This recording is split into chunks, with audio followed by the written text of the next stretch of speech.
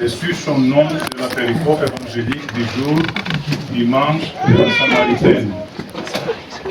Dans la lecture évangélique constituant l'une des plus étendues lectures dominicales de l'année liturgique, l'apôtre et évangéliste Jean narre l'événement de la rencontre ainsi que le dialogue prolongé près du puits de Jacob entre notre Seigneur et une femme samaritaine.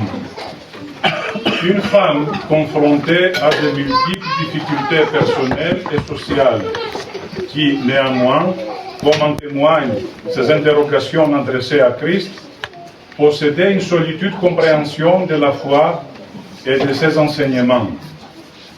Une femme qui a entendu de la bouche même de Jésus qu'il n'était pas un simple maître, ni le retour d'un des prophètes anciens.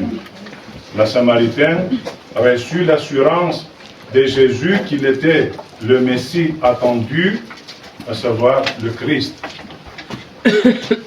Le site de la rencontre constitue une opportunité pour évoquer l'eau. Et, d'une manière métaphorique, le Seigneur fait référence à une eau distincte de celle du puits. Il évoque cette eau désignée comme l'eau vive, qui satisfait durablement la soif humaine pour l'éternité. Toutefois, il convient de déterminer ce que désigne précisément l'eau vive évoquée par le Seigneur à la Samaritaine.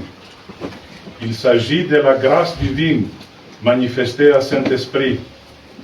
Le Seigneur a choisi comme fondement l'eau naturelle du puits ainsi que de la soif à chaque être humain afin d'illustrer le mystère de la grâce du Saint-Esprit.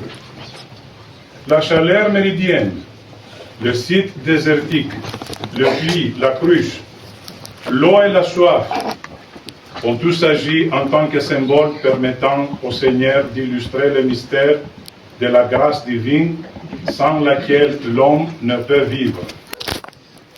Le Seigneur désigne la grâce du Saint-Esprit sous le terme eau vive, puisque la grâce divine purifie l'âme humaine en toute souillure, la vivifie comme tous ses désirs spirituels et l'emplit de l'ensemble des dons du Saint-Esprit, lui conférant ainsi la vie éternelle.